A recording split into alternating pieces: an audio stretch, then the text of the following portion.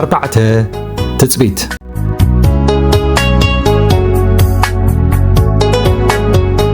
13 مጋቢት 2002 ጉዕዞ ናብ ከተማ ካርቱም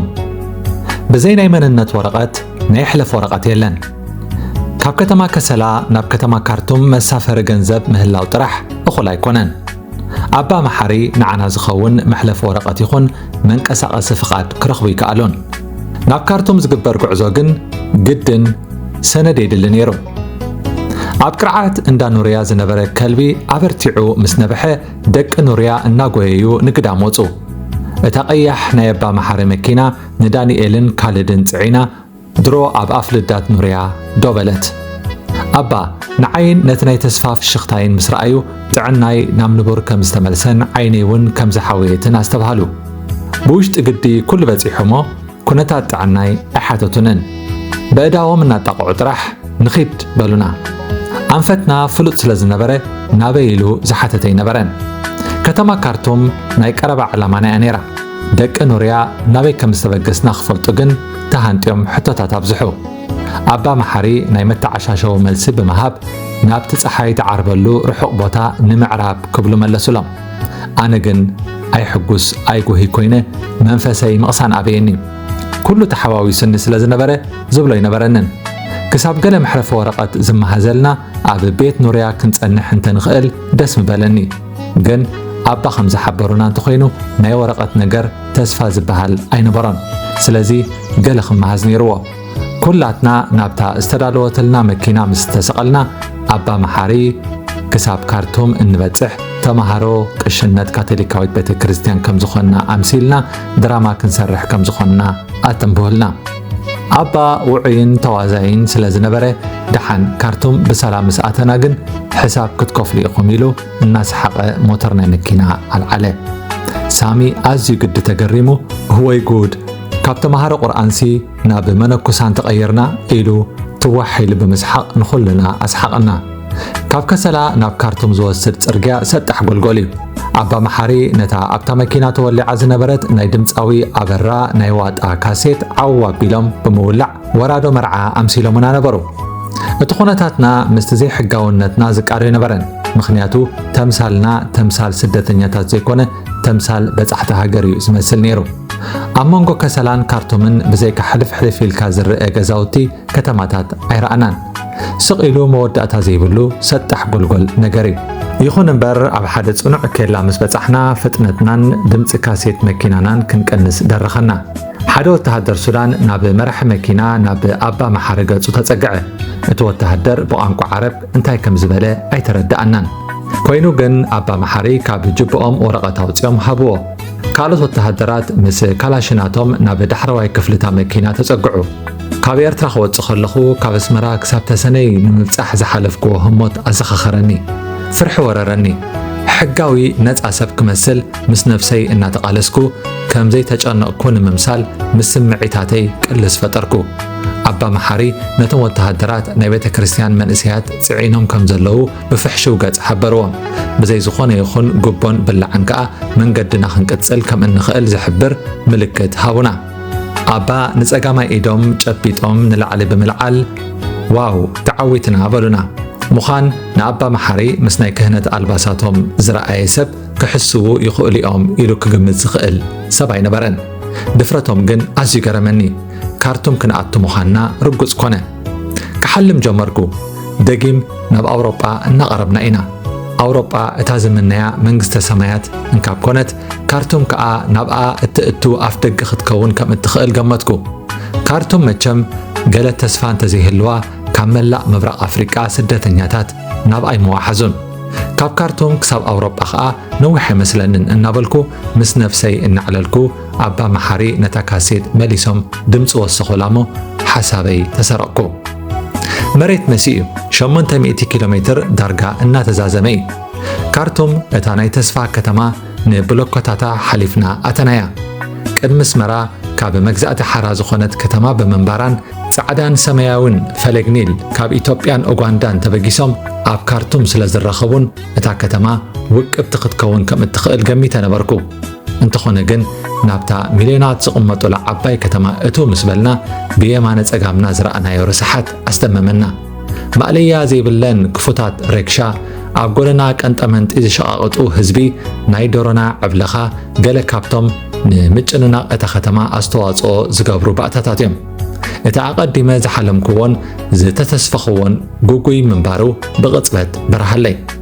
ናብታ ገነታዊት ኣህጉር ኣውሮጳ ንምብጻሕ ኣብ ዝገብሮ ጉዕዞ ነፍሲ ወከፍ ስጉሚ እናጸበቐት ከም እትኸይድ እምነተይ እኳ እንተነበረ ካርቱም ግን ምውቕትን ረሳሕን ከተማ ኮይና ረኸብክዋ።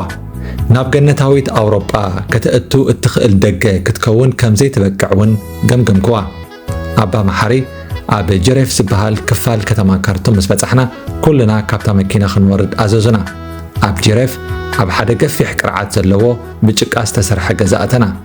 ኣብቲ ገዛ ሓያሎ ቅድሜና ዝተሰደዱ ኤርትራውያን ጸንሑና። ብምምጻእና ባህ ዝበሎም ኣይመስሉን። ተቐቢሎም ኮፍ ክንብል ከነዕርፍን ነብስና ክንሕጸብን ብትሕትና ተሓባበሩና። ሃየ ካርቱም በቃ ኣኺልኪ እዚኣ እያ ምስልኺ እናበልኩ ንበይነይ ብውሽጠይ እናስሓቕኩ ናብ ሓደ ኣብ ጥቓይ ዝነበረ ናይ መን ምዃኑ ዘይፈልጦ ዓራት ኮፍ በልኩ። እቲ ገዛ በየን መእተዊኡ በየን መውፅኢኡ ኣይፍለጥን እዩ። ኩሉ ነገራቱ ዝተሓዋወሰ እዩ። እቶም ኣብኡ ዝጸንሑና ኤርትራውያን ስደተኛታት ግን ኣዝዮም ጥዑማት። ገና ኮፍ ከይበልና ሓደ ምግቢ ሓደ ካልእ ከዓ ማይ ይቕርብ። ኣዝዮም ተቐበልቲ ጋይሾም ነይሮም። ሓደ ተጫራቃይ ካብኣቶም ንዕበሉ በዚ ኣብዚኣ ትሕሸኩም ኣጅኹም ክትለምድዎ ኢኹም ክንደይ ኮሶቮ ድያ ዘላ ብዛ ከተማ እናበለ ንኹላትና ኣስሓቐና። ኣብ ካርቱም ሽመይ ካብ ዘካርያስ ብቕጽበት ናብ ኮሶቮ ክትቅየር ተፈለጠኒ። ኣብ ሱዳን እቶም ነዊሕ ዓመታት ዝተቐመጡ ኤርትራውያን ስደተኛታት ፈላታ ብዝብል ሓፈሻዊ ሳጓ ክጽውዑን ከለዉ እቶም ከምዚ ኸማይ ኣብ ሓጺር እዋን ዝመጹ ስደተኛታት ከዓ ብኮሶቮ ከም ዝፍለጡ ድሕርና ተማሃርና። ኣብ ሱዳን ብሓፈሻ ከባቢ ፍርቂ ሚልዮን ኤርትራውያን ስደተኛታት ይነብሩ። ገለ ካብኣቶም ኣብቲ መብራህትን ማይን ዘይብሉ ውሕስ ዘይኮነ ማዓስከራት ተደርብዮም ከርፋሕ መነባብሮ ዘሕልፉ እዮም። ኣባ መሓሪ ክሳብ ናብ ስድራና ደው ኢልና ገንዘብ ተሓዊልና ሓዳርና ንወፅእ እቶም ነባራት መንእሰያት ክሕግዙና ምዃኖም ሓቢሮምና ካባና ተሰናበቱ።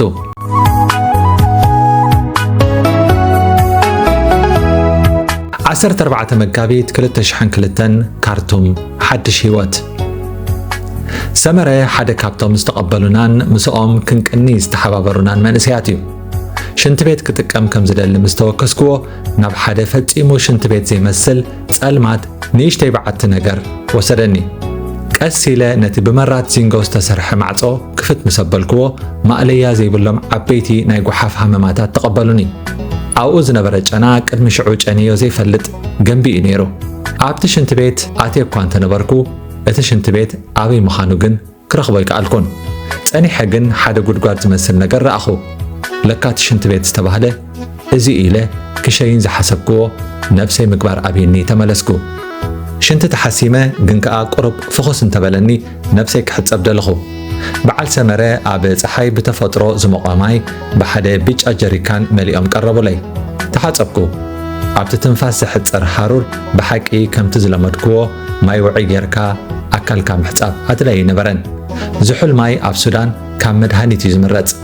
ተሓጺበ ምስ ወጻእኹ ግን ብግዳም ኣብ ሓደ ካልእ ጀሪካን ረሳሓተይ መሊኡ ጸንሐኒ። ለካ ኣብ ካርቱም ከመስመራ ማይ በላ ዝብልዎ የለን። ምስ ተሓጸብካ ረሳሓትካ ንግዳም ኢኻ ትኸዕቦ። ከም ዝሃበኒ ጀሪካነይ ተሰኪመ ኣብቲ ቅርዓት ዝርከብ ጎልጎል ሻሕ ሓቢለ ክዓኽቦ። እቲ ማይ ናብ ሓመድ ክትክዕዎን ብኡ ንብኡ ክነቅፅን ሓደ እዩ። ሙቐት ሱዳን ኣይኮነን ዝተርከሰ ማይ ንወዲ ሰብ እኳ ከደርቕ ዝኽእል እዩ። ነብሰይ ግደ ተሓጺበ ኮይነ ጥሜት ሃለፍ በለኒ። እቶም ተቐበልቲ ጋይሽ ተረዲእዎም ግዲ ኮይኑ ማኣዲ ክቐርቡ ሸበድበድ በሉ። ሓደ ካብኣቶም ከዓ ኣብቲ ጎረቤት ካብ ዝነበረ ድኳን ዝብላዕ ክገዝእ ለኣኽዎ። ኣይጸንሐን ብፌስታል ገይሩ ገለ ነገር ሒዙ መጸ። ፉል ምዃኑ እዩ። ቅድሚ ሽዑ በሊዐዮ ጥራሕ ዘይኮነ ርአዮ ኸማን ኣይፈልጥን እየ። ብፌስታል ተገዚኡ ዝመጸ ፉል ኣብ ሓደ ሸሓኒ ፍሰስዎ። ኣብ ልዕሊኡ ዘይቲ ጅምናን ጉዕን ገይሮም ባንፈትፈቱ እሞ ክንበልዕ ጋበዙና። ኣነ እንትርፈነቶም ዝበልዑ ቀው ኢለ ክጥምቶም ሓንቲ ኹላሶ ኣይኮለስኩን። ልበይ ዕግርግር በለኒ። ከመይ ኢሉ ኸምኡ ዓይነት ምግቢ ክወርደሎም ከም ዝኽእል ገረመኒ። ጸኒሑ እውን ከመይ ኢለ ነዚ ምግቢ እዚ ለሚደ ኣብ ካርቱም ክነብር ከም ዝኽእል ሓሳብ ኣተወኒ ኣማስያኡ ብጥሙይ ከብደይ ዕምፅፅ ኢለ ክድቅስ ፈተንኩ ግን እቲ ብትኽፍሊ ዝነበረ ከም ሓያል ዝናብ ዝጥዕም ብርቱዕ ድምፂ ከደቅሰኒ ከኣለን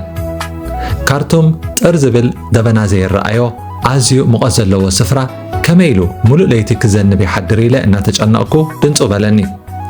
ቁሩብ ቀም ኣበልኩ ልበይ ኣውዲቐ ክድቅስ ግን ፍጹም ኣይከኣልኩን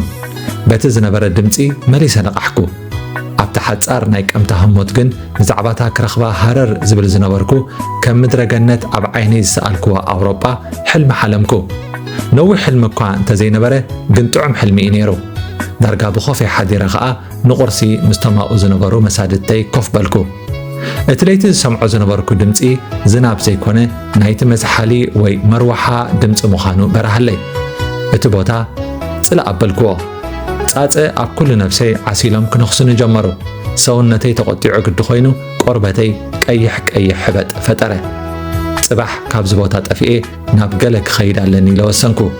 ንድሕሪት ናብ ኣስመራዴ ወላስ ንቕድሚት ናብ ኣውሮጳ ግን ዝፈልጦን ዘጽናዕክዎን ጉዳይ ኣይነበረን ካርቱም ገሃነብ እሳት ኮነትኒ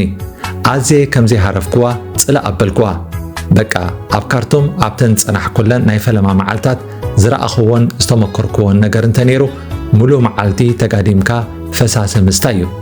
መዝሓሊ ፍርጅ ኣይነበረናን ግን ብዝኾነ ዓይነት ጥበብ ማያ ዝሒልካ ምስታይ እዩ እቲ ድሓን ገንዘብ ዝተሓወለሉ ልስሉስ መስተ ከም ኮካን ፋንታን መሳሊ ጎርዳዕ እናበለ ጠለስ ይብል ኣብ ካርቱም ልዕሊ ዝኾነ ይኹን ነገር ገንዘብ ኣገዳሲ እዩ ኣብ ጁባይ ግን ፍጹም ገንዘብ ኣይነበረንን ምስ ነፍሰይ ክዕልል ጀመርኩ ንነፍሰይ ከተባብዓ ደለኹ እንታይ ግን ተጸበየ ነይረ ካርቱም ከምቲ ኣብ ካሊፎርንያ ዝርከብ ማይክል ጃክሰን ንህፃናት ዝሃነጾ ምድራዊ ገነት ዓይነት ክትከውን ከምዘይትኽእል ስለምንታይ ምግማቱ ዓቐብ ኮይነኒ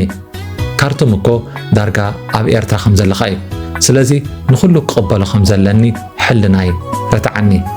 ሞራል እንተኾነኒ ጨው ቀትሪ ነፍሰይ ተሓፂበ ነቲ ልስሉስ ንውሕ ኢሉ ጽቡቕ ጸጉሪ ርእሰይ ቅብኣት ለኼ ፎኪስ ማልያን ልዕሊ ብርኪ ሓፂር ስረን ወዴ ዘወር ክብልን ከባቢየ ክዕዘብን ንግዳም ወጻኹ ሕብሪ ቆርበተይ ይኹን ኩሉ መናይ ካብ ደቂ ካርቱም መፍለይ ኣይነበሮን ስለዚ ስደተኛ ወይ ጋሻ ምዃነይ ከስተውዕለለይ ዝኽእል ሰብ ምናልባት ውሕድ እዩ ክኸውን ዝኽእል ዝብል ግምት እኳ እንተነበረኒ በንጻሩ ግን ንግዳም ምስ ወጻኹ ኣብ ጎደና ዝረኣየኒ ሰብ ኩሉ ልክዕ ከም ሓደ ሰራቒ ዓይኒ ዓይነይ ክርእየኒ ጀመረ ብፍላይ ገለገለ ብናይ ጽልኢ መንፈስ ክርእዩኒ ተፈለጠኒ ኣዝዩ ገረመኒ እዞም ህዝቢ ድሓን ድዮም ሰብ ሪኦም ኣይፈልጡን ድዮም በልኩ ብውሽጠይ ድሓር ግን ድሓንቲ እቶ ሓንቲ ኤርትራዊት ሰበይቲ ናባይ ቀሪባ ኤርትራዊ እንተኾይነን ትግርኛ ክዛረብ ይኽእል እንተኾይነን ሓተተትኒ እወ ኤርትራዊ እየ በልክዋ ኣጥብቕ ኣቢላ መዓዝ ደኣ መጺኻ ሓተተትኒ ትማሊ እሞ ከምዚ ኢልካ ደኣ ግዳም ዘይውፃእ እዚ ሃገር ዓዲ ሸሪዓ እዩ ስለዚ ፖሊስ እንተሪኦምኻ ከኣስሩኻን ብኹርማጅ ገሪፎምን ክቐጽዑኻን እዮም በለትኒ ብሰዓቢ መጠንቀቕታ ንገዛይ ከይደ ኣልባሳተይ ቀየረ ክምለስ ገንሓትኒ ጥራይ ዝባኑ ከም ዝወፀ በጽሒ ሕፍረት ተጎልቢበ ዘብዘብ እናበልኩ ናብ ገዛይ ተመለስኩሞ ንበዓል ሰመረ ስለምንታይ ብዛዕባ ሕጊ ሸሪዓ ዘይሓበሩኒ ብቁጣዕ ሓተትክዎም ሰመረ ተቐላጢፉ እዋ ኣብዚ ዓዲ ደኣ እንታይ ከስተፈቕደሎ መስተን ምስ ዘይተመርዓኸያ ጓል ኣንስተይቲ ብሓደ ክትከይድ ይኹን ክትተናኸፍ እውን ኩልኩል እዩ ብሓፂሩ ቀንጠብጠብ ነውሪ እዩ ኣብዚ ዓዲ ተጠንቀቕ ኢሎም ጉድ ካርቱም ዘርዚሮም ኣብርህለይ ምስ ሰመረ ድሓን ዝኾነ ምርድዳእ ስለ ዝነበረና ጽግዕ ኢልና ንበይንና ዕላል ጀመርና ክንደይ ኢኻ ጌርካ ሰመረ ብዛ ዓዲ በልክዎ ቀስ ኢሉ ብሓውሲ ሕፍረት 6 ዓመታት በለኒ 6 ዓመት ኣዝየ ሰንበድኩ እወ ወረግ በዓልቲ ትሪኦ ዘለኻስ ልዕሊ 10 ዓመት እዮም ገይሮም ምስ በለኒ ተስፋይ ጽልምት በለ እዋ ኣነ ደኣ ካርቱም እቱ ምስ በልካ ብኣጋ ንኣውሮጳ ትሰግር እንዲ ዝመስለኒ ነይሩ ምስ በልክዎ ሰመረ እወ ንኹሉ ኸምኡ እዩ ዝመስሎ ግን እናጸናሕካ ምስ ከድካ ኩሉ እዩ ዝበርሃልካ ወረግ ዳሓርሲ ክንደይ ከም ዝገበርካ ምቑፃር እውን ደው ክሳብ ተብሎ ኢኻ ትድንዝዝ በለኒ ሰመረ በቲ ዝጸንሖ ዓመታት ተመክሮ ይህልዎ እዩ ኢለ ስለ ዝሓሰብኩ እሞ ሕጂ ደኣ ኣነ እንታይ ይሕሸኒ ከመይ ክኸውን ኢለ ገጅፍ ናይ መጻኤ ድቦላ ሕቶ ኮፍ ኣበልኩሉ ኣጆኻ ከከም ዕድልካ እኮ نحنا نوح سلت نحنا نسخاون أبزخ الشمقل يخاملت أيكونن بالنسبة لني قرب تتصنعنعكم نبع حوي نبع الإنجليز دويلة أفكارتم أتي خمسة لخو كحبر كم زدلي انت خونه جنزب كم زي حاسكن قال قرب جنزب انت لو كلك حنن نابندا انترنت كوستن انت محتنكو سمره بحق يكون عسب سلازنبره كي تماتئ ناب حوي كدول ناب انترنت زلو طرح زي كونه ناب حنت دكانون وسيدو زحلت كوكا غابزني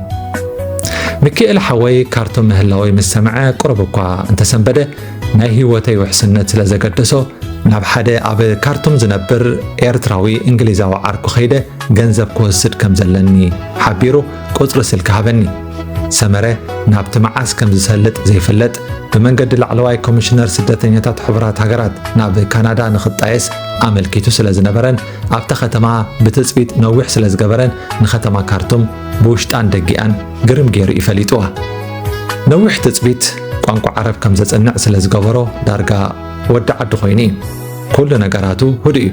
ود سب كسب كندزي عمتات بخمي بتعجز تخصب خمس خل مسرأخو نسمره بصنعته أتنقوا نيشتي حوي انتي كأزز مكيل حوي كابل لندن زحتتني حتى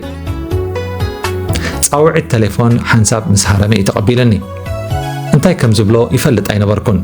نمسرحي استسنع باسبورت زخون جنزب لأخلي دخبلو ويس أستجاجرت دك سبات نبز قدس المعرف نخوستني حجزني كبلا بعمق تستنفسكو أفكرتم حدا دكتور إلياس بهالعركلني أبي تحت حبرات هجرات علماوي برنامج مجبي كم ساينتست كويني يسرح دكتور إلياس كم حوو كنا خنن مخانون زدلين كله كمل علي مخانون نجرني مكيل حوي بزح زربا زفتع عين سبع يكونن نازي قدلتو بزح بمسمعي زك ححسو أتنز الزاربن وحدات قالات جن مريتاي ودقانين مسمر حماء سلازنبره سلك تقارته انت عينت عدل زي باللي سبي كميلو ناي دكتور إلياس قطر يخون زقمت قلو دراشا كي تصحفكو مسمري بالتخ 18 مقابيت كلتا شحن كلتن بيت منقست زمسل منبر جزا أبزي أب كارتوم زركب ناي أرثوذكساويت بيت كريستيان زملالسو إيرتراوينن إثيوبياوينن من البعض نتي أب تكال حبرات هاجرات سرح دكتور إلياس يفلطون تخونو حتى توم قبل سمرة مخرو لقسلي أب كارتوم زنبر سدتنياتات نت بيت كريستيان زتفعل عليه هي باتيوم زبركتلو دقم مقربو من أحواتو من أب سدت زطفقوام زرأي عيني يبرح بزبل أرستي ناي زطفقو أسأل أم منادق مأتهو بيت كريستيان يتقعو أنا خا نخلت معلتا زخون نتي دكتور إلياس سرحلو هنتا كدلي أب كل أحلفكو سنبت معلتي نبت بيت كريستيان كخيد نقلكو أبزا إسلاماويت هاجر سنبت عرفت زي كونه نايسرح معلتي كونتات أير صوري كنسو أزيو موقي 4 ديجري ويلعليو كخوني خيلي قعزين نقصلكو أب قال فرق استقارصو هنتاتات حلف مسبلكو أب حدا مندق عب سئلي ياسير عرفات تملكتكو أب قرناتات بيمانن بتسقامن سماياون بناون بزحبرم شحانتات استفلاليو أمام زشاتو نغادو يرأيو كاب حدا داشاهي بعوتا استخفتت درف تجرنيا مستمعكو أسمرا زلخو كساب زمسلني النافاتخو كيتفلتني ناب بيت كريستيان مدهاني ألم كارتوم بتحكو جاما يوطي خا نوشت أتخو عبتت زبالة قدس سفرة هندبت زاكي زبل دمت سمعكو نايمن دمت إيو بزناي كبطرات سمز وعني اتم أزيوم زقربو نسابات رحم كخونو زقولو زاكي أبسنتاي تقبرها لخا نزبالة نسب طويل رأخو مو اتا أبيت تمرتي حفار زنبره ماتيوس تباهله ممهرتي مخانو استوعالكو بسرات نعباي حوون مسؤول سلستينا خن أمناي كألنان تحقق إفنخاء تسعى عمنا بعد ما يدك 15 شوعاتن زخونو بسراتن ماتيوسن قدميك المسلسة أوارحهم ناب كارتون متيم بسرات جحم خبوقل جماميرو نيرو أبي عند ماتيوس برتوع حزنين باب كلتي كاميتشان برهز بلا شرق سرن لبيسام نبرو أنا خا كم تزفتو بجنسن مالياني نيره نخلتي دقي مسألة زرع أخوام أزيو بحبلني أبس مران كلنا أنا خدرفن كلخو بسرات موسيقى هرمل لي نبره ذكر كمل لخا بسرات حتته دحاني صبق ኣለኹ ይመስገኖ ኣብዚ ናሕሲ እኳ ዘይብሉ ናይ ካርቱም ገዛውቲ ንቕመጥ ኣለና ንስኻትኩም ከመይ ኣለኹም بمنجد أوروبا نابتا أب أمريكا تنبر عبي حفتهم نخخدو سدت كم زجمرو قالت لي يخون نبر عبي حفتهم بمنجد ليبيا بيلكا ناب أوروبا نمئتاو نأسكاجر تزخون جنزب كم زي تسدل لهم حبيرة بسهران مع كلاي بحرن زكايد زي حجاو سدت هيوت كم زخفل بمجلات فت إما جنزب زبهال كم زي تسدل لهم بمنجد إيميل أقبيس أطمع ناتا أماراتي بزست سنع ورقت بغتتا كاب كارتوم موصع سلازنبره نزي زخون جنزب أب مقطع بانيرا كابتر استيك ألتيفة بموصع نبسراتن ماتيوسن نبيت صحفة بروغرام مقبع عالم يفلتون تخينم حتى تقوم إتماتون نحن تركشا زعينتا أب كارتوم قرم مسالة إتسخونت بعد سلست أجر تاكسيس أو وعم نمرحيقا نابت بوتا خوستنا أززوه بزحر حق أين برن نابوشت تهنساعتنا نتا تقبالي تقاشاون دكتور إلياس كترخبنا تمحصنايا سلك دويلا سبي دليخم زلو مسحبرتو قرممو عبت هنصا خوينو بمسمر تليفون رخبني سلامتا ايصقبنن انا حجي اب اخيبا ايزلخو نيسان زعينتا صعدا مكينا اب افدقلا مرح مكينا يكرخبكا ايو نغزا حيزكا كخيد سلازخونه ناوكيد مشات كنرخبينا إلو ملسي كيسمعه سلك عصوا كم استبهلني قبركو مستا استبهلت مكينا حدقت إن حتير سبعي شجرة أب أفو قرقيرو سلام بلني أفو أنا الكل هنقف بلني كتر إنيرو أب كارتومون بحقي الكل مستاي كلي دنقرقر بلني بيتروس يبهال ناي دكتور إلياس مرح مكينا إيلو خا مس نفسو أفالتني بيتروس منسي كوان تخونه بحسام نابرا جنا ودسوس عمد شماغل سبعي مسيلو نبره بسراتن حول أزيوم تقرمو أبي قرناتات كارتوم قاله هنساتات حليفنا نابتي رياض زبهال سفر حبتامات زخونة كفلي كتما كارتوم بزحنا مكينا بيتروس أب حدا بغيح طب استسرحة معرك هنسا دوبلت اتقازا بعمباباتات زي جيتسي أقرامي بلابزي إقازانا مدك أسي تداليل كالو بيتروس تزاربه كم مأكل كتما زي رحق أبتقى معرفو نفرت كارتوم زركب قفي حفيلا دحرتي أب سفر سدتنياتات زحلف كونا يمكرا معلتات أب كمزز أمسل بيت كعرف بمخالي حقوس بالكو نابته هنسا كناعتم كلنا بسراتن ماتيوسن بمقرام أفهم حيزم نبرو إتا نايتقزا سرحتنيا زخونت هانا استبهلت إيرتراويت بدمق أبابلا قد أبريها تقبلتنا هانا بونك تفلح مخانا نجيرا نوش تخشنا دحر محلفة أبتي دس بالصفا أراتيتنا كوف بلنا بون الناستنا كابتي كم قرص بون استقرب لنا عن باباون تقادسنا نعرختي تساناويتو منا مسكدو هانا مدك أسي أرأيتني نفسي كحت أبن دراري كبل عنوان قبرت استدالو اللي كفلي تلفزيونن مزحل أيرن زنبري نتي لبت زبالة ماي ناب ملا أكلاتي النفسسكو استمقركو ندقاس كم مقبي حريفية سلزنبركو تقللي لدقاسكو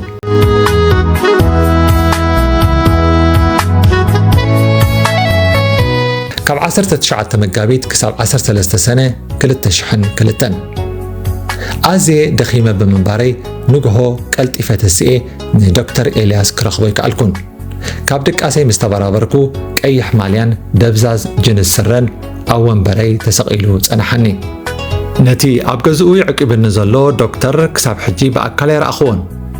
كاب كرفح ناي سدت كنيات بهندبت ناب أزيوم تشو نابرا بمسققاريقن كي قرمني أي ترفن أب حنتي 4 كفلي إزلخو نايب علي تلفزيون محتب أكالات مزحل أير كوتاس كأمن زي كإل تطح حيوت بحنساب دبلني استعدق اللي حدشتي الباسات لبيسه نابتي هانا تركبو كشنا خدكو هانا بيتروس مستخستي تتحيزو بيت ما أسرت خمز ركب حبيرة نابقى هذا عالم ملستني أحملتن فرتاتن كتجزء نعداقا تخيل سلازنبرتك مساك خيل زدال انتخوينة حتى تتني كاب عداقا تمليسنا عبتريت كزا مساعتنا هانا نسان بعلا كاب كرم شمان تعامتات حيزا ندقن مخاد عبتسعر خمزلا على لتني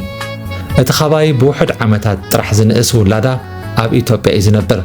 مسا كساب ناب زحاشا هاجر تسديدا سب تخون كا ኣብ ካርቱም ከም ሰራሕተኛ ገዛ ተቆፂራ ንውላዳን ቤተሰባን ትሕግዝ ንውላዳ ኣመና ከም ዝናፍቐቶ እናዕለለትኒ ሃንደበት ንብዓት ሰዓራ ሃና ኣመና ኣሕዘነትኒ በዚ ናይ ሕጂ ናብራኣ ከም ዘይተማርር ግን ኣይሓብኣትለይን ሓያሎ ስደተኛታት ደቂ ኣንስትዮ ኣብ ካርቱም ከም ናይ ገዛ ሰራሕተኛታት መሸጥቲ ተሓዝቲ ቆልዑን ኣብ ቤት ምግብታትን ሆቴላትን ኣሰናዳእቲ ኮይነን ይሰርሓ ገለ እውን ዓቕለን ምስ ፀበበን ነፍሰን ዝሸጣ ኣይሰኣናን ኣብታ መዓልቲ ንዶክተር ኤልያስ ንፈለማ እዋን ብኣካል ክረኽቦ ዕድል ረኸብኩ ኣብ መፋርቕ 30ታት ዝርከብ ጉልብት ሰብኣይ እዩ ሰማያዊ ጅንስ ስረን ጻዕዳ ካምቻን ለቢሱ ኣብ ቅድመይ ደው በለ ኣብ ኤርትራ ተወሊዱ እኳ እንተዓበየ ኣብ እንግሊዝ ከተማ ለንደን ነዊሕ ዓመታት ተቐሚጡ እዩ ኣብ ካርቱም ዝርከብ ናይ ሕብራት ሃገራት ቤት ጽሕፈት ፕሮግራም ምግቢ ዓለም ይሰርሕ ኣብዚ እኳ ብዙሕ ኣይሰራሕኩን በለ ኣብቲ ምቹእ ሳሎን ኮፍ ኢሉ ዝተቐረበሉ ጽማቕ ማንጉስ እናሰተየ ናይ ልቢ ሕማም ስለ ዘለዎ ናይ ካርቱም ሙቐት ኣይተሰማምዖን ኣብ ቀረባ እዋን ናብ ለንደን ብምኻድ ግቡእ ሕክምናዊ ምርመራ ክገብር ነቒሉ ከም ዘሎ ሓበረኒ ዶክተር ኤልያስ ነቲ ንነዊሕ ዓመታት ብኣካል ዘይረኣኽቦ ሚካኤል ሓወይ ካብ ናይ ዩኒቨርሲቲ እዋን ኣትሒዙ መማህርቲ እዩ ሓውኻ ዓብ ሰብ ህይወቱ ብዝግባእ ክመርሕ ዝኽእል ትሑት ኣብ ኤርትራ ዘለዉ ስድርኡ ገለ ከይጎድሎም ይቃለስ በዓልቲ ቤቱን ጓሉን ረኺብካየን ትፈልጥ ዲኻ ኣይረኸብክዎንን ኢለ ሓፂር መልሲ ብምሃብ ኣርእስቲ ቀየርኩ ዶክተር ናብ እንግሊዝ ምስ ከድካ ንሓወይ ናብ ኣውሮጳ ክሰግር ገንዘብ ከም ዘድልየኒ ሓቢርካ ክትመላኣለይ ትኽእል ዶ ክብል ብድፍረት ሓተትክዎ ዶክተር ኤልያስ ንድሕሪት ገጹ ናብ ሳሎን ጽግዕ ኢሉ ኮፍ ብምባል ዕትብ ኢሉ ጠመተኒ ቤተሰባዊ ሓላፍነት ስለ ዘለዎ ምናልባት ሕቶኻ ኣገዳስነት እንተለዎ ክርዳኣልካን ክሕግዘካን ይኽእል እዩ ግን ኣብቲ ዓዲ ትምህርትኻ ክትቀጽል ድሌት የብልካን ዲ ክብል ዘይተጸብኾ ሕቶ ደርበየለይ በቲ ሕቶ ቅጭ መጺኒ ካብ ዝነበርክዎ ብድድ ኢለ ፍጹም ዘይሕሰብ እዩ ኣነ ቐልጢፈ ናብ ኣውሮጳ ሰጊረ ኣብኡ ክመሃርን ክሰርሕን እዩ ድሌት ይበልክዎ ከም ኩሎም ስደተኛታት ንሱ ምዃኑ ሓሳብካ ኣይጠፍኣንን እዩ ኣውሮጳውያን ግን ማዕጾኦም ከፊቶም ዝቕበሉ ኸደ ይመስለካ ምናልባት ሓሳባይተይ ኣይወዳእንን ዓሻይ ትኹን ኣውሮጳውያን ከማኻ ብዝኣመሰሉ ስደተኛታት ዓቕሎም ፀቢቦም እዩ ዘሎ ምስ በለኒ ክትፃወሮ ስለ ዘይከኣልኩ ንዓኻ ሓዊስካ ማለት ድዩ ክብል ተዳፈርክዎ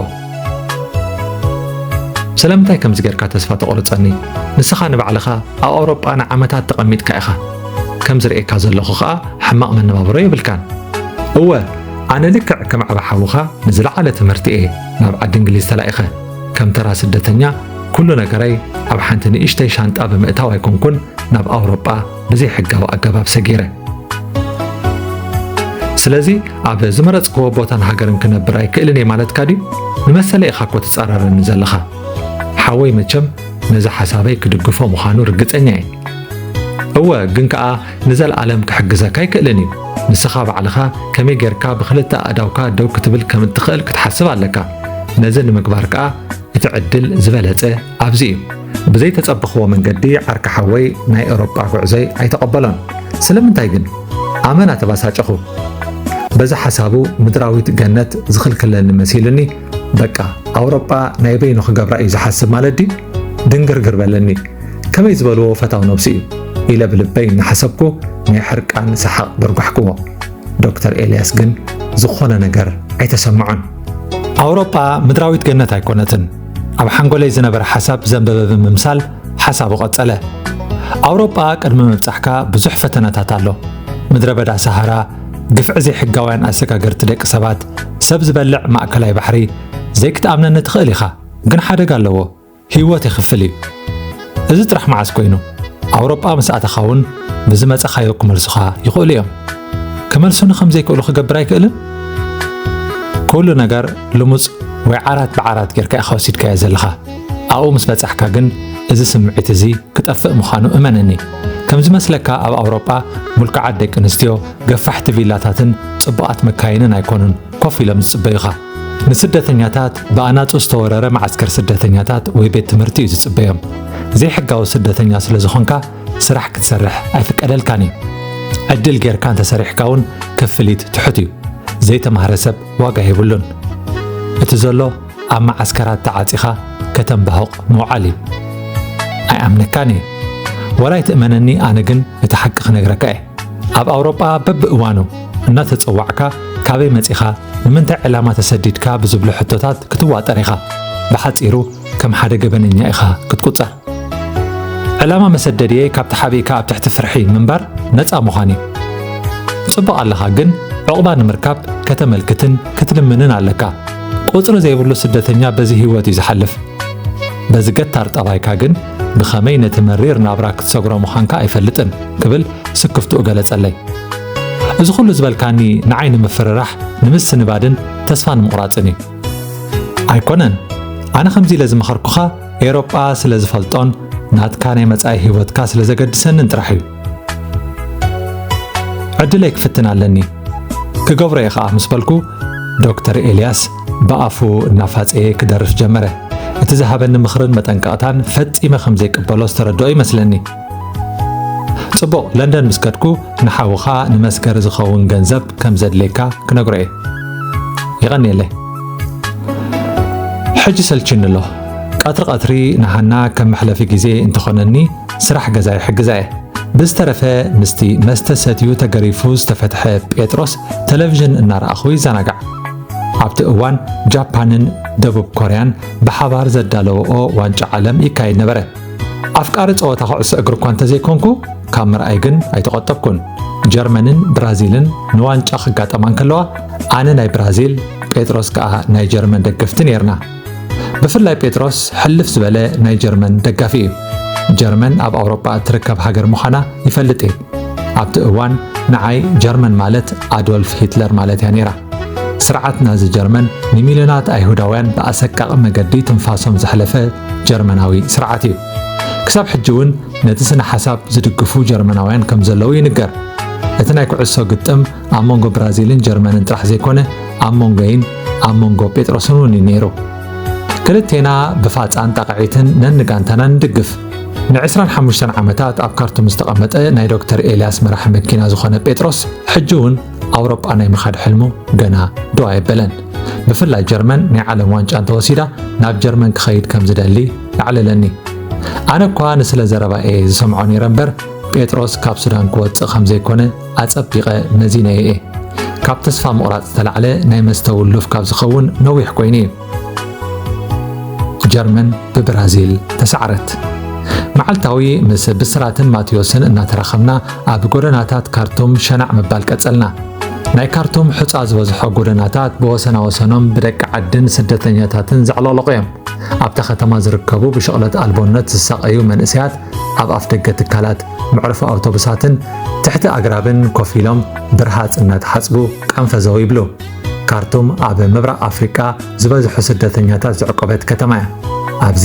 ናይ ግዜ ቀመር ብመዓልታት ኣዋርሕን ዓመታትን ኣይልክዕን እዩ ናይ ግዜ ዓውደዋርሕ ብናይ ሕብራት ሃገራት ናይ ቃለ ምሕትት ቆፀሮታትን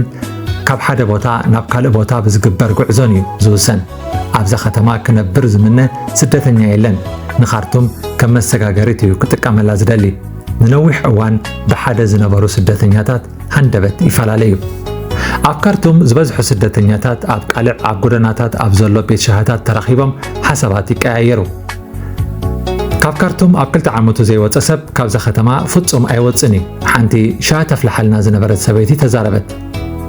ምስ ገለ ሻህን ቡንን ክሰትዩ ዝመፁ ስደተኛታት ሓቢርና ኣብ ትሕቲ ገረብ ኮፍ ኢልና ነበርና ናይ ካርቱም መዕርፎ ነፈርቲ ኣብ ማእከል ከተማ ስለ ዝኾነ ነፈርቲ ከዓልባን ክበራን ዳርጋ ካብ ቀረባኤን ዝረኣያ እተን ነፈርቲ ንዓና ዓብ ተስፋ ስለ ዝነበራ ቀው ኢልና ንዕዘበን ነበርና ድሕሪኡ ካብ ሓደ ትሕቲ ገረብ ናብ ካልእ ትሕቲ ገረብ ኣብ ዘሎ እንዳ ሻሂታት ዘወር ንብል ሓድሽቲ ዲኹም ኮፍ በሉ ሞ ሻህ ስተዩ ሓንቲ ረጓድ ሰበይቲ ፍሽኽ እናበለት ጋበዘትና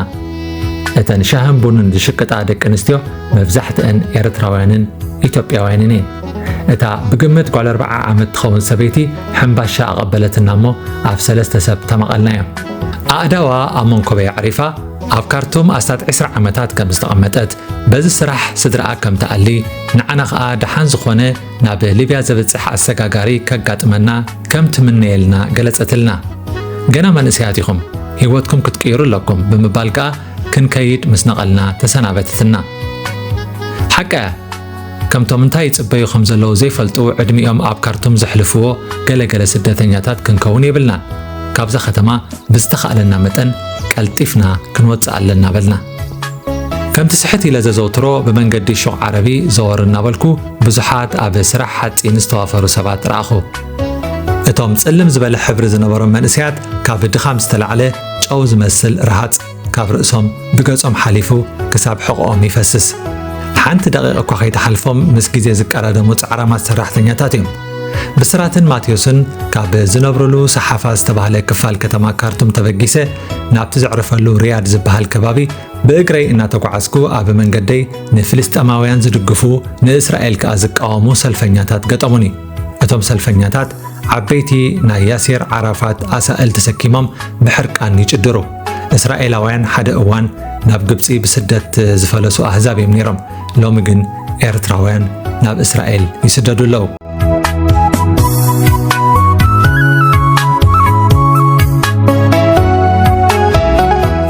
13 ሰነ 2002 ካርቱም ዶክተር ኤልያስ ናይ ልቢ መጥባሕቲ ንምክያድ ናብ ኢጣልያ ንምብራር ናብ ነፋሪት ደየበ ንሱ ብዘይ ጸገም ናብ ኣውሮጳ ብኸምዚ ኣገባብ እናተመላለሰ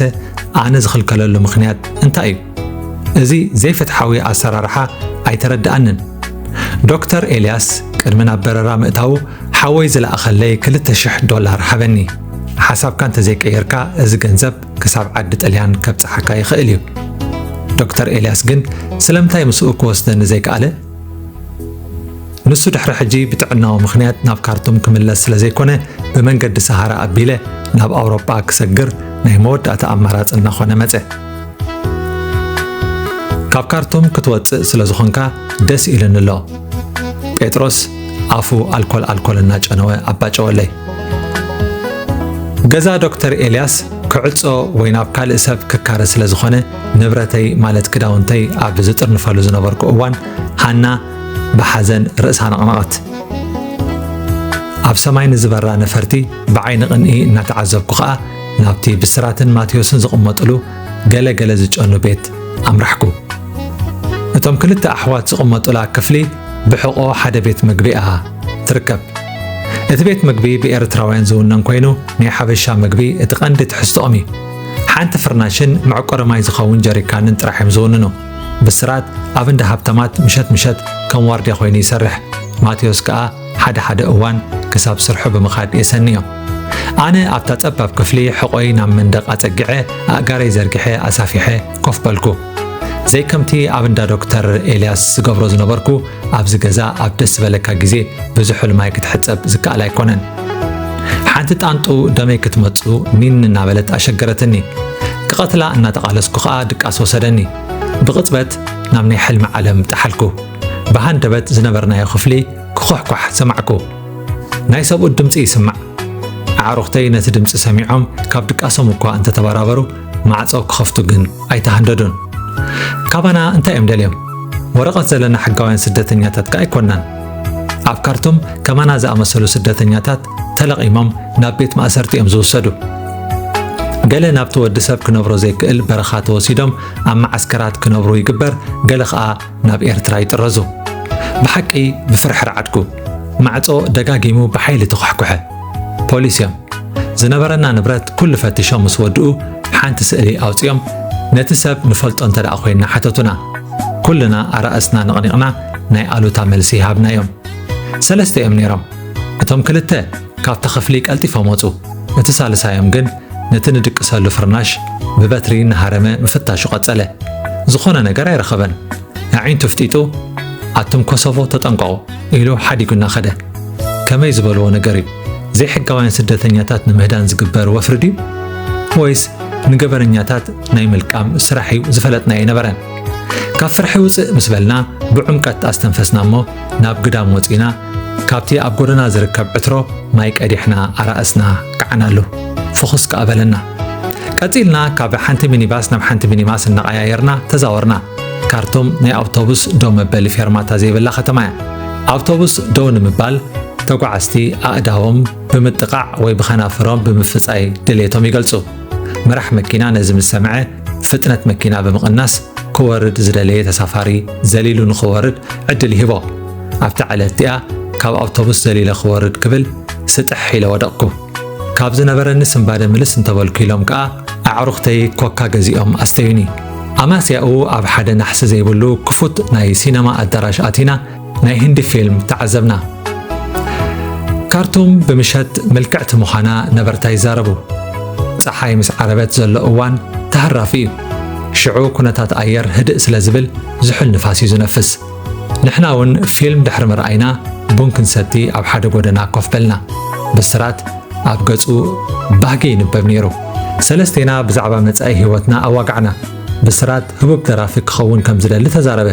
ማቴዎስ ብባህሪኡ ሱቕ ባህልን ተጠራጣርን ስለ ዝኾነ መልሲ ከይሃበ ስቕ በለ ኣነ ናብ ሽወደን ወይ ናብ ሓንቲ ኣውሮጳዊት ሃገር ሰጊረ ክነብር ከም ዝደሊ ገለጽኩ ማቴዎስ ኣብኡ ብምንታይ ክትነብር ኢኻ ክብል ሓተተኒ ኣውሮጳ ምስ ኣተኹ ስራሕ ክጅምረ ጋዜጠኛ ክኸውን ብድሕሪኡ ሓንቲ ወርቃዊ ጸጉሪ ዘለዋ ጻዕዳ ሰበይቲ ተመርዒኻ ክልተ ትወልድ ድሓር ንዓና ካብ ሱዳን ተወስደና ምሽ ብስራት እናሰሓቐ ተዋዘየ እወ ካብ ኣውሮጳ ንላዕሊ ካልእ ሕልሚ የብለይን እታ ጽብቕትን በዓልቲ ጉሩም ጠባይን ዝኾነት ኣፍቃሪትካ ኤደንከ ሕጂ እውን ብስራት ይሓታቲ ኣብ ኣስመራ ዝርከቡ ኣዕሩኽተይ ኩሎም ብዛዕባ ኤደን ይፈልጡ እዮም ንኤደን ኣብ ቤተ ክርስቲያን ሳን ፍራንቸስኮ ምስ ረኣኽዋ ብቕፅበት ይፈተያ ንእሽተይ ሓፍተይ ብዛዕባ ናብ ሱዳን ምስጋረይ ንኤደን ሓቢራታ ዶ ትኸውን ካብ ኣስመራ ካብ ዝወፅእ ብዛዕባ ኤደን ሰማዕክዎ ነገር ኣይነበረን ኤደን መን ይፈልጥ ተኸቲላትኒ ናብ ሱዳን ወይ ናብ ኣውሮጳ ትመጽእ ትኸውን ከይተረዳእኒ ኣብ ህልም ዝበለ ናይ ዝኽሪ ማዕበል ክሕምብስ ተፈለጠኒ ሓደ ጀርመናዊ በጻሒ ካብ ሃገሩ ናብ ኤርትራ ድሕሪ ምጓዓዙ ኣብ ኣስመራ ኣብ ዝርከብ ቀጽሪ ቤተ ክርስቲያን ሳን ፍራንቸስኮ ዓሪፉ ነይሩ ካበይ ሃገር ከም ዝመጸ ኣብ ዝሓተትናሉ ካብ ጀርመን ኢሉ ኣሕፂር እኳ እንተመለሰልና ንሕና ግን ካብ ምብራቕ ዶ ወይስ ካብ ምዕራብ ዝብል ንዕኡ ደስ ዘይበሎ ሕቶ ኣስዓብናሉ ከምኡ ዝበሃል የለን ዶብ ምዕራብን ምብራቕን ጀርመን ካብ ዝፈርስ ዓመታት ሓሊፉሎ ሎሚ ዝኾነ ጀርመናዊ ናብ ድላዩ ተጓዒዙ ብዘይ ዶብ ድላዩ ክገብር ይኽእል እዩ ክብል ሓበረና ኣነ ኸኣ ብልበይ እንታይ ኣለዎ እዝናትና መንግስቲ ኸኣ ዕድላት ከፊቱ ድላይና ዓውዲ ክንመሃርን ክንሰርሕን እንተዝፈቕደልና በልኩ ንዝሓለፈ 2 ሳምንታት ኣሰጋገርቲ ደቂ ሰባት ካብ ምድላይ ኣይዕረፍኩን ነቶም ጻዕዳ ጀለብያ ዝለበሱ ኣብ ኢዶምን ኣዒንቶምን ክቡራት ሰዓትን መነጸርን ዝወደዩ ብጻዕዱ ላንድ ክሩዘር መካይን ዝወናጨፉ ኣስገርቲ ደድሕሪኦም እናኸድኩ ኣሸጊረዮም ዘይሕጋዊ ምስግጋር ደቂ ሰባት ገበን እኳ እንተኾነ መንግስታት ግን ሸለል ይብልዎ ወረ ኣብ ገለ ሃገራት ኣባላት ፖሊስን ወተሃደራትን እውን ኣብቲ ጉዳይ ኢዶም ይሕውሱ እዮም ብግልፂ ክበሃል ብዝኽእል ኣገባብ ሰባት ንምስግጋር ክሳብ ንእሽተይ ቤት ጽሕፈት ምኽፋት ዝበጽሑ ዕሉላት ደለልቲ እውን ኣለዉ ኣነ ብተፈጥሮይ ኣዝየ ጥንቁቐ እቶም ናብ ሊብያ ከስግሩኒ ዝሓርዮም ካብ ሱዳናውያን ደቂ ሊብያ ክኾኑ ለየ ዝምነ ሊብያውያን ኣስገርቲ ካብ ሱዳናውያን ዝሓሻ መካይን ከም ዝውንኑን መንገዲ እውን ከም ዝፈልጡን ብዕላል በፂሕኒ ስለ ዝነበረ ምስመን እንተኸድኩ ከም ዝሕሸኒ ኣጣሊለ እቶም ሊብያውያን ካብቶም ሱዳናውያን ዝኸበሩ ምዃኖም እምበኣር ምኽንያታዊ እዩ ኣብዚ ዘይሕጋዊ ምስግጋር ደቂ ሰባት ጥራሕ ኣይኮኑን ካብ ናብን ዝጓዓዓዙ እቶም ነጋዶ ደቂ ሰባት ብረትን ዕፀፋርስን እውን የመላልሱ እዮም ኣብ ሱዳን ከምዚ ዓይነት ተግባራት ብኣርባዕቲኡ ማእዝን እዩ ዝከናወን ሰባትን ዕፀፋርስን ካብ ደቡብ ናብ ሰሜን ካብ ምዕራብ ናብ ምብራቕ ይዘዋወሩ ብረት ከዓ ብተመሳሳሊ መንገዲ ካብ ሰሜን ናብ ደቡብ ካብ ምብራቕ ናብ ምዕራብ ብዘይሕጋዊ ኣገባብ ይኣቱ በዚ ምኽንያት ተሽከርከርቲ ወትሩ ብጽዕነት ሙሉኣት እዮም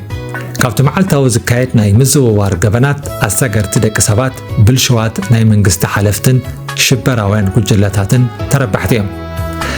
በታ ምሸት ሰለስቴና ናብ ሓደ ኢንተርነት ካፌ ብምኻድ ናይ ኢሜይል ኣድራሻ ኸፈትና